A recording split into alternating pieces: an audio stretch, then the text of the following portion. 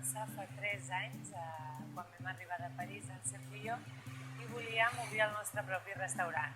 Basant-nos en les tapes de tota la vida i sobretot amb el pepito de vedella o de llom, que és l'entrepà clàssic molt lligat a les tapes, volíem reinventar-ho. També diem que volíem feminitzar-ho.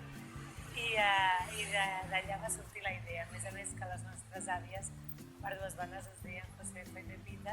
I amb la Pepita vam trobar una solució perquè la gent acabés l'àpat amb el que més li agradés. Fos tonyina, salmó, botifarró, vegetarià, que els agradi, perquè pepites n'hi ha de tot. Tenim la pepita bikini, que té molt d'èxit, amb formatge brie i lacón.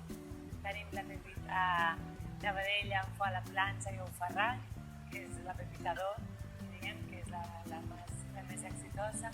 Tenim pepites vegetarianes, tenim pepites sense gluten, també, i aquest és una mica el concepte. La reinvenció d'aquest pepito ja no només de carn. Al voltant de la pepita fem un menú de migdia. I aquest menú sempre consisteix en una pepita a escollir, de segon plat, la que més agradi, i 2 plats d'entrants.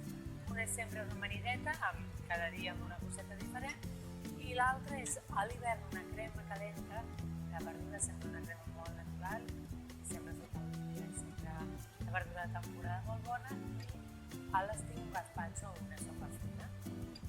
Nosaltres ens hem inspirat amb el bar de tapes de tota la vida, però l'hem volgut donar al nostre toc, al nostre segell personal. Hem agafat tapes de sempre, com podria ser l'ensaladilla Pepitovska, que és la russa de sempre, però amb el toc de la pepita, que és amb verduretes encurtides, una maionesa casolana molt bona, amb cítrics, és diferent. Tenim la Very Important croquet, tenim el trifàcid de tapes, que són 3 tapetes amb una, tenim els calamars amb maionesa de quins. Cada dia intentem seguir escoltar la gent, el que li agrada, el que no, les coses de temporada, i nosaltres anem aprenent a poc i anem intentant millorar. Se sentiran bé. Parlo que sigui per esmorzar, per aperitius, per tapes o per fer una copeta, que els hi esperem. Moltes gràcies.